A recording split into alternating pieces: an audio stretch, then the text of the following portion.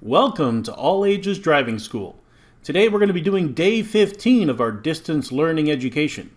We're going to be talking about water safety and personal and consumer responsibility. Let's begin. Water safety.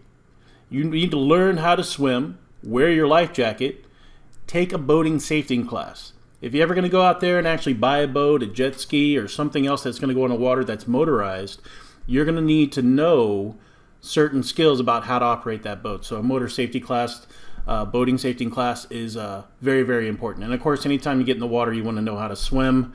You always want to wear a life jacket just in case, because you can get tired if you know how to swim. So it's very important to be safe. All right. So how much do you know about water safety? All right. So let's ask some questions. Who must take boater education? A, anyone born on or after September 1st, 1993. B, persons 13 to 17 years old. C, persons 12 years old. Or D, everyone. Anyone born on or after September 1st, 1993 must take a boater education course in order to be a motorized operator out there on the water. All right. Texas law requires that personal watercraft must wear a life jacket. True or false? I think the answer is obvious. True. What is the purpose of ignition safety switch lanyard, also called a kill switch, on a personal watercraft or a powerboat? A, to keep a throwable PFD from falling overboard. B, to keep the operator from falling overboard. C, to secure the personal watercraft to its trailer to prevent theft. Or D, to shut off the engine if the operator falls off or goes overboard. And of course, if you fall off your jet ski or off your boat, once you go flying into the water, that lanyard is going to be connected to that ignition switch. That key is going to come out and it's going to turn off the motor so it doesn't run away from you. All right, so by law, life jackets must be worn by who? A, Coast Guard approved. B, by law, life jackets must be, and of course, Coast Guard approved, in good service workable condition, readily accessible, and of course, all the above. And I think it's all the above. All right, what factors increase the risk of drowning? A, lack of swimming ability. B, weather. C, lack of supervision. Or D, all the above. All right, it's going to be lack of swimming ability and lack of supervision. Okay, weather is very it could be anything. Sunny weather, that doesn't necessarily mean you're going to drown. All right, never happens. Now, this is a video by the Texas Parks and Wildlife of Texas, so it's very good. We're going to watch it real quick, learn as much as we can.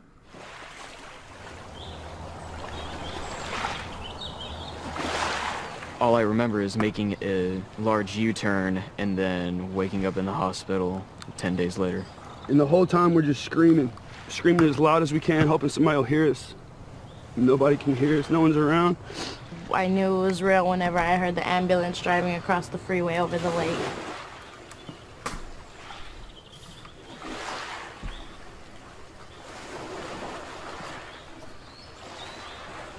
It was supposed to be Bobby and two of his friends, Cedric and John, and Cedric followed us in his car to the lake. Me, Bobby, and Cedric, we're saying that go for a little swim a little further out.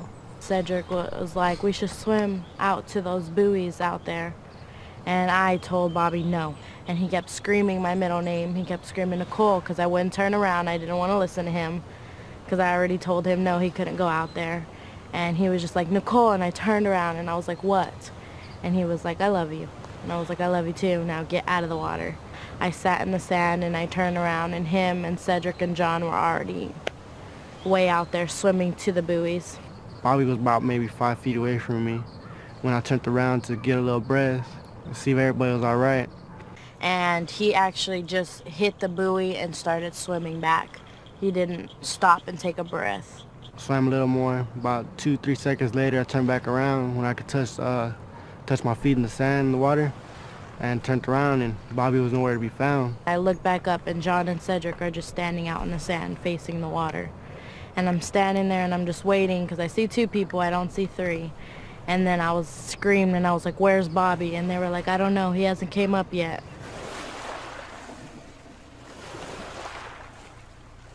There was some problems going on, like, in the family, and really I just wanted to stay out of it. My mom's friend offered me his jet ski for the afternoon, and since I was unhappy, I went out there. I felt in control. At first I felt like I could do anything, and then I started to lose control of it.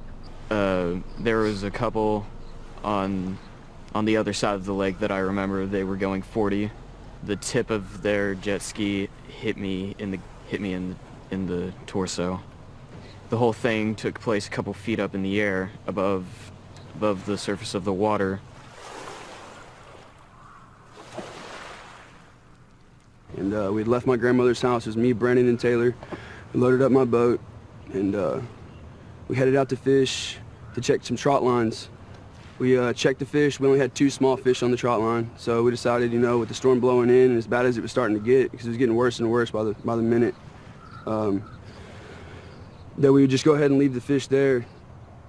I've been fishing this lake since I was a little boy, and so I just was that person that didn't think I needed a life jacket or a kill switch or any of that type of stuff, you know. I felt the boat trying to jerk to my left, and whenever I looked back, I saw Taylor, you know, with fright in his eyes. He'd realized something was wrong, and it was just that split second. I mean, it was just as soon as I looked at him, we were in the water, and I mean, he flipped us out, and as soon as we flipped out into the water, it took our breath away. It was so cold. I've swam that lake, I can't tell you how many times, pools. I mean, it was crazy that how fast the water took our energy and all of our strength away. The boat kept on going, and it started going towards the 66 bridge, so I knew that it was gone. You know, there was no chance of getting it back. It was a normal day. Like, we were planning on going fishing, and I caught one. I don't remember what it was. And then Gabby caught a skipjack, and then Callie caught the most fish. Lucky her, she caught a dogfish. the boat had taken a sudden turn, and we weren't expecting it. And I had been sitting right next to Callie, and everything just froze, and everything was in slow motion. I just felt the boat do something. I wasn't really sure. I just slid around on the floor everywhere. I just saw her just fly off the edge, and we heard something hit the motor. And so, and then we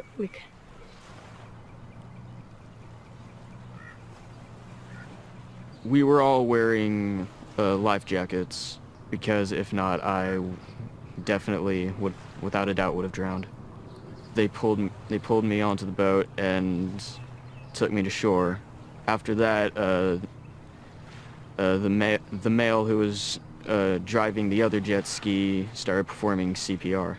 Brandon started kind of getting away from us, and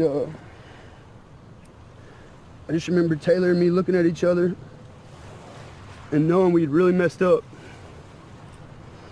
I was at shore catching my breath so I can go back out and look for Bobby. Couldn't find him.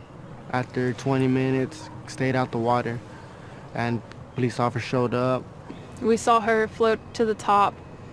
I really thought when she came up, she maybe had just knocked the breath out of her or something, like she was just passed out. And then we saw our wounds, and it looked really bad from there. And that's when we started panicking, and we pulled her up over the side of the boat, and we laid her down. And then my dad was telling us to call 911 and to put pressure on her neck. She had 2 gashes. I didn't know she had 2, so I only had my hand on the one. And Gabby was holding her hand. Their jet ski crushed my knee into 8 pieces, lacerated my spleen, liver, and pancreas. My aorta had torn. I just remember it was like fighting 1,000 people at one time. I just knew that there was no chance in hell I was gonna make it. Me and Taylor were right next to each other. We couldn't find him. He was already gone. He already left.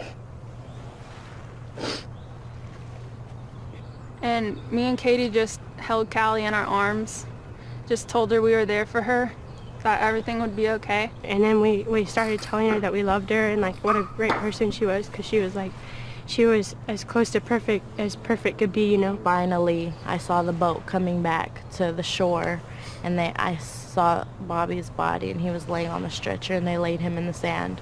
I would have been unconscious like for at least a day or two, but with all of the surgery and how severe the injuries were, they kept me under for 10 to 12 days. I swam towards him as much as I could. You know, I could barely even move myself. I was kicking my feet for him. I couldn't find him. And then it was after that, it was, you know, it was fight for yourself, you know. It was, you know, no longer, where's Brandon? It's like, oh man, what am I gonna do to save myself? Right after they took her, the policeman took me and Katie to the hospital. So we waited there, and we just prayed and prayed and prayed, and until we got the news that our best friend had passed away. And They take you to a special room, they sit you down, and they tell you they tell you what they did, how hard they tried, that she just wouldn't come back. And that's what happened. I just remember him saying that he saw a boat. And then whenever I heard him say that, I thought he was hallucinating, because I know that, you know, when people are dying and stuff's going on, you know, you think crazy things. And this boat with two gentlemen came over to me, and they threw me a rope. He pulled us both onto the boat, and we sat there for a second, and then we said Brandon's name, and they said, there's somebody else, and we said, yes, sir. And I started breaking down and started crying, and it hurt me the most that I had to call his mom whenever talking to a best friend's parent and telling them that their son is gone. I went to him for everything, so it was really hard for him not to be there anymore. We looked for him for 29 days. We finally found him, thanks to a lot of help. It was the worst day of my life by far, and I'll never forget it. I see the look in his eyes sometimes when I'm sleeping. Because you never think it's gonna happen to you or anybody that you care for.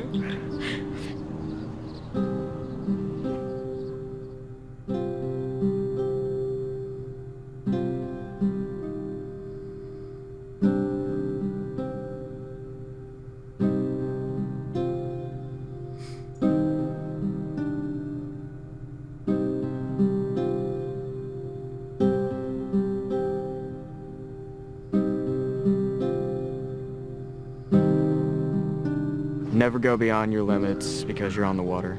wear a life jacket. Please, for you and your family's sake, use a kill switch. I'm alive because I was wearing a life jacket. Know what to do in an emergency. Keep safe in the water. Don't give in to peer pressure. Use a life jacket.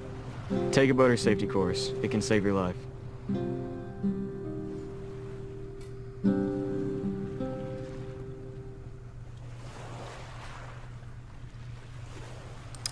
All right. So, facts. About 1 in 5 who die from drowning are children, ages 14 and younger. For every child who dies from drowning, another 5 injuries that send them to the emergency room. Over 50% of drowning victims treated in emergency rooms require hospitalization or further care, compared to hospitalization rate of 6% for all other unintentional injuries. Facts. There are more than 625,000 registered boats in Texas, ranking 6th in the nation. Canoes and kayaks are not registered in Texas. 1 out of 6 Texans, or 4,360,000, participate in motor boating activities every year. In Texas, there was a dramatic decrease in boating-related fatalities from a high of 61 in 2008 to 27 in 2010 and 2012. Non-fatal drowning injuries can cause severe brain damage. Factors that increase risk. Lack of swimming ability. Many adults and children report that they can't swim. Lack of close supervision. Drowning can happen quickly and quietly anywhere there is water, even in the presence of lifeguards. Location. More than half of fatal and non-fatal drownings among those 15 years and older occur in natural water settings. A natural water setting is a lake, river, ocean. Factors that increase risk. Failure to wear life jackets. Annually, over 70% of boating deaths that occur are caused by drowning, with over 80% of victims not wearing life jackets. Alcohol use. Among adolescents and adults, alcohol use is involved in up to 70% of deaths associated with associated with water recreation. Factors that decrease risk. Swimming skills help. Learn to swim. Statistics show that taking part in formal swimming lessons reduce the risk of drowning among children ages 1 to 4 years of age. Life jackets can reduce risk. Wear it. Potentially 75% of all boating-related deaths might be prevented with the use of life jackets. Factors that decrease risk also include taking a boating safety course. Boaters who take a boater safety course are less likely to be involved in an accident. In Texas, a person born on or after September 1st, 1993 must take a boating safety course to operate a power vessel. Seconds count. Learn CPR. CPR is performed by bystanders, has been shown to save lives and improve outcomes in drowning victims. The more quickly CPR is started, the better the chance of an improved outcome. Factors that decrease risk. Supervision when in or around water. Designate a responsible adult to watch young children while in the bath and all children swimming or playing in or around water. Avoid alcohol. Avoid drinking alcohol before or during swimming, boating, or water skiing. Do not drink alcohol while supervising children. Okay, Texas required equipment checklist. This is a checklist for everything. So if you have a personal watercraft, which includes jet skis, this is the different things that you must have and available. If you have a boat that's less than 16 feet, these are all the things that you need to have available. A boat 16 to 26 feet, these are all the things you need to have available. Feel free to pause it or take a picture, screenshot it if you need to refer to it, if you're going to go out there and get on a boat anywhere in the state of Texas. Legal boating points of confusion. Life jacket use on a personal watercraft versus boats. Personal watercraft must wear a life jacket at all times regardless of age. Inflatable life jackets are not permitted. Okay, the inflatable life jacket is the one where you pull the cord and it inflates on its own. Okay, we're talking about a standardized life jacket. Boat, required for children under the age of 13, must be 16 years old to wear an inflatable life jacket on a boat. All right, ignition safety cutoff switch use. Personal watercraft must be attached at all times while underway. That means as long as you're on that craft and you're using that craft, you better have that ignition safety cutoff switch. And it's highly recommended for boats. So if you're on a speedboat, yeah, have that little switch on while you're steering the boat, just in case you hit a high wave and you fall off. That boat's going to turn off when you fall off. Legal boating points of confusion. Minimum safety distances. Personal watercraft may not operate within 50 feet of anything or anyone except at a headway speed. Headway speed equals slow, idle speed, or no wake speed. Drive down flag. No vessel may operate within 50 feet of a drive down flag and must slow to a headway speed within 150 feet. Homeland Security restrictions. Do not approach within 100 yards of any U.S. naval vessel and slow to headway speed within 500 yards. Legal boating points of confusion. Legal operating hours for personal watercraft, jet skis, and towable water sports. Personal watercraft operation from sunrise to sunset. So that means you cannot be out there on the water in a personal watercraft if the sun has set or before sunrise. Towable water sports, half hour before sunrise, half hour after sunset. All right, personal watercrafts may never operate at night, even if equipped with running lights. Boat registration. Once a vessel is equipped with any form of mechanical propulsion, it must be registered with the state of Texas. Okay, water safety questions. Okay, among adolescents and adults, alcohol use is involved in up to 70% of deaths associated with water recreation activities. And the answer is true. 1 in 5 people who die from drowning are children 14 and younger. The answer is true. More than half of fatal and non-fatal drownings among those 15 years of age and older occurred in bathtubs. False. Swimming with a friend or family member and close supervision of children are factors that reduce the risk of drowning. True. A personal watercraft is required to have which of these on board? There may be more than one correct answer. A, navigation lights. B, distress signals. C, whistle. D, certificate of number. And the answer is whistle and certificate of number. All right, these are great resources you could actually look into. When you're done watching this video, feel free to go to any number of these resources, take a look at water safety. It'll help you increase your safety in the future, especially if you're going to get out there on the open water. All right, so remember water safety. Okay, so let's go into buying a car. I know buying a car is very important. It's going to be the second largest purchase in your life, with the most expensive being the home. So a car is going to be very important. It's going to be our number one source of travel. I know when I was growing up, my dad always told me, he said, son, if there's anything if there's ever a bill that you have to pay on time every single month, it's that car payment. Because if you can't get to work, you don't have a job, right? So buying a car is very important, okay?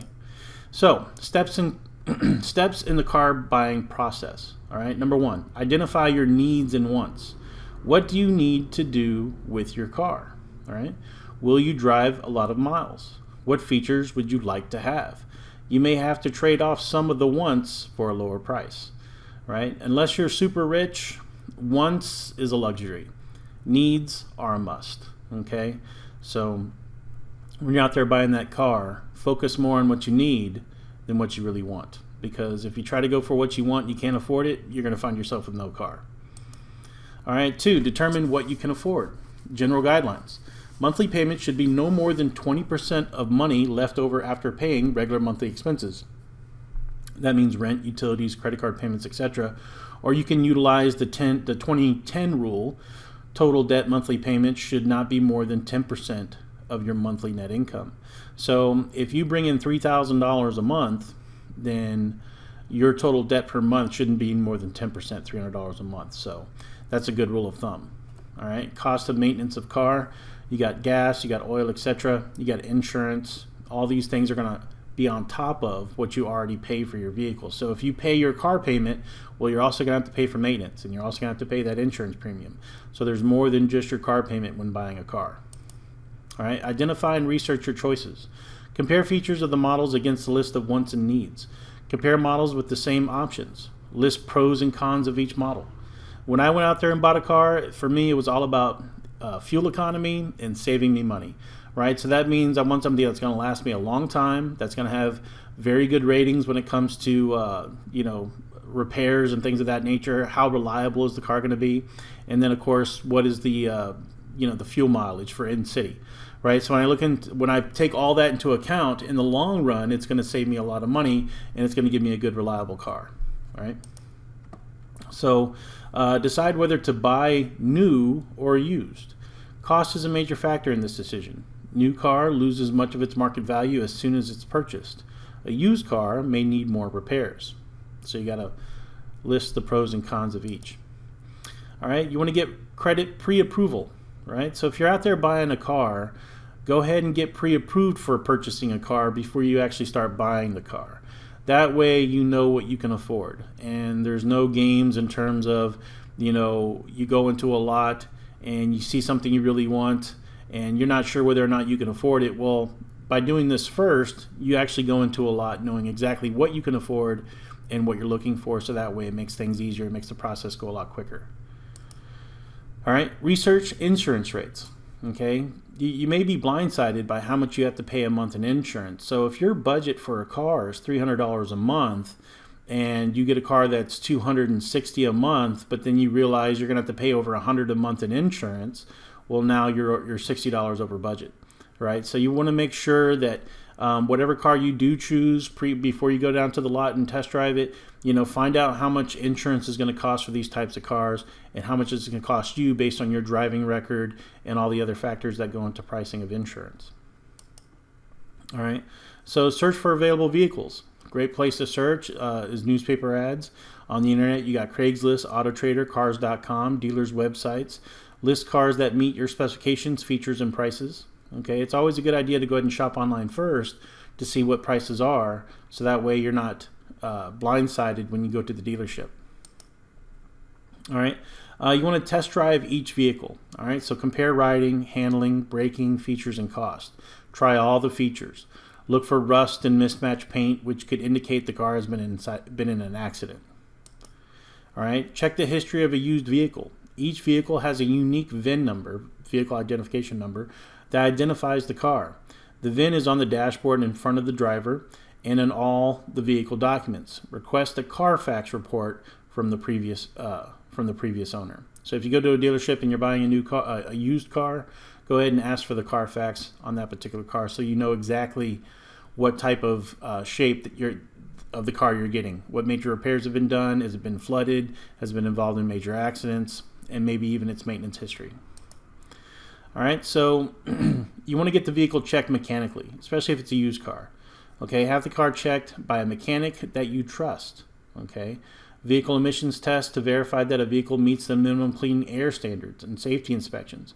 Because if you just go out there and buy a car and you don't have a mechanic look at it first, and then you go ahead and pay all that money for it, and then you try to go get it inspected so you could register the vehicle, and they tell you it fails inspection, and now you have a lot of major repairs in order for it to be even registered, you're going to find yourself pretty upset. So you want to take these steps before you give them the money, right? Go ahead and have a mechanic, and if it's somebody at a, let's say it's at a house, there's mobile mechanics. You can call up a mobile mechanic. He'll come out there and he'll do a 60-port inspection on the vehicle to make sure that the vehicle is, well, he'll let you know anything that may be wrong with it and whether or not it's something that may or may not pass inspection.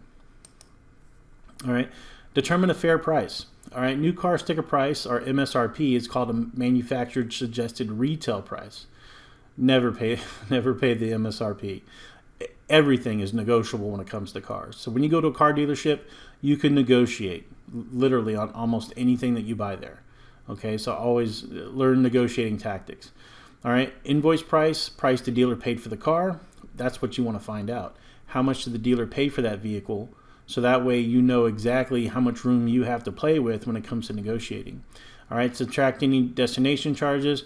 Make sure you understand and look up any charges that do not sound right. Okay. All right, so negotiate the price. Stick to the facts. Negotiate the price of the new car separately from the price of your trade-in. When I go in to buy a vehicle and they ask me if I have a trade-in, I just tell them no, right? And then I try to negotiate the best price I can for that vehicle. And then once I've gotten to an agreement for a price on that vehicle, then I'll go ahead and introduce any car I may want to trade in. That way they can't just use that in the negotiation tactic, right? Because you want to get the best price for your trade-in as well. All right, so dealer add-ons. High-priced, high-profit dealer services that add little or no value to your car. Tell the dealer you do not want these services on the car and remove them. Extended warranties, rust proofing, car alarms, fabric protection, gap insurance, VIN etching, things of that nature, low jack. These are things that you can get if you really, really want them. In terms of, these are wants, not needs. Okay, if you want them, you can get them, but they're not necessary in order for you to use that car. All right, financing your car. All right, there's different ways to finance it. You can do it through your bank, your credit union, online lenders. You can compare rates and terms. Usually when it comes to vehicles, it's easy to get a 0% rate these days, but you shouldn't be going anywhere more than 3%. If you got good credit, no more than 3%. If you're paying above 3% here in 2020, it's because you have bad credit. So shop around for a better interest rate. Trust me. Some little dealerships may want to charge you 20%. You don't want to buy a car on 20% interest. Trust me. It's not going to be worth it. You're going to end up paying 2 to 3 times the amount of what the car is worth. Okay. So car dealers, they may offer better terms on particular models and at particular times of the year, sponsored by manufacturers or their financing agencies. Okay, 0% financing, $4,500 off MSRP, things of that nature. These are things to get you into the door, right? Leasing a car. Is it a written agreement that allows use of the car for a specific time period and a monthly payment? Okay, so this is an option of the people who constantly have to trade in their cars every 3 years. If you're that kind of person who always needs to upgrade, lease a car instead of buy it. If you're the kind of person who's going to drive your car for 10, 20 years, buying your car is going to be the number one choice. But if you're a person who has to have the newest model and you're constantly trading in your vehicle, leasing will save you money in the long run. Consumer protection for car buyers. You have the warranty. It states what manufacturer or dealer will do if the car does not perform as it should. You do have limit laws here in Texas for cars needing repairs. A limit is a car with substantial defects that the manufacturer has been unable to fix after repeated attempts. 4 times to fix the same problem in the first year, 12,000 miles. Out of service for at least 30 days in the first year, 12,000 miles. That's what they identify as a limit. All right, FTC used car rule requires used car dealers to inform consumers ahead of purchase about who will be responsible for paying certain repairs if they occur after the sale. Buyer's guide sticker, as is, buyer pays for all repairs. Warranty, dealer pays for some repairs for a specific time. All right, cost of operating a vehicle. Okay, just buying a car is one thing, but operating it has its own cost. So, gas and oil. National average for gas prices is $3.68 per gallon of unleaded fuel. Highest price in 6 years for early summer was $14.45 per mile. That's probably somewhere in California, but not here in Texas. But it could get high, so you definitely want to be careful about fuel economy on your vehicle. All right, and then of course depreciation. Your car loses its value every single day, every single mile that you put on that vehicle becomes worth less and less. So be aware of that. All right, title, registration, personal property tax, and sales tax. Okay, so when you walk into a dealership and you buy a new car, you have what they call the price of the car, and then you have tax, title, and license. Okay, you got to pay a sales tax on the car. You got to pay a title fee on the car. You got to pay property tax on the car every year for registration. All right, so title. This is the proof of your ownership. Now, if you finance a vehicle, you won't get the title. You won't get the title until the car is fully paid off. Okay. Registration, you have to register your vehicle within the state. Now here it's Texas, right? So whatever county you live in, that county you're going to register with. Now the dealership will usually take care of that for you, but if you buy it from an individual seller, you're going to have to take care of registration. You can do that at the county tax office. You want to pay your license plates and tags, and personal property tax, a tax which is based upon the value of the personal property, and then of course sales tax at the time of purchase. So property tax is what you pay annually. Sales tax is what you pay at purchase. Now, if you do a trade-in at the dealership, you need to make sure you take your license plates from your car that you're trading in off the car, because those are your plates. They belong to you. They identify you. You don't want anybody else using your license plates. Okay, and of course with the dealership, they'll give you what they call a temporary plate until your registration tags come in, which is your license plate. Okay, cost of operating a vehicle. All right, there's maintenance and repairs up to 11% from 2012 based on a 2013 from AAA. That's $4.97 per mile. That seems like a lot. Accessories, window tinting, different wheels, audio system, things of that nature. All right, so what's your assignment for today? Your assignment is, of course, you need to read chapter 24. You need to do exercise A from the workbook for chapter 24. And you need to email your assignment to me at mrjamesdriversed@gmail.com, and you need to study for your final exam. Now, your final exam is going to be tomorrow. All right, so you need to make sure you're ready and prepared. I will provide a little study guide, and you're going to be downloading your test from our website. You're going to email the answers to me. And once everything's done, once I have all your assignments for each instructional day, I'll give you credit for each instructional day. If you turn in your final exam and you pass, you'll get credit for the course. If there's any days that you need to make up, then you'll have to make up those days by either through distance learning, if you're in the distance learning program, for whatever day that you missed, or you could come into a physical class that we're going to have. Hopefully we'll be starting up soon. So stay tuned, keep watching, check the webpage as often as possible, and then also email me your assignments so that way we can get you credit and you can move on to phase 2 of driver's education, which is drive times.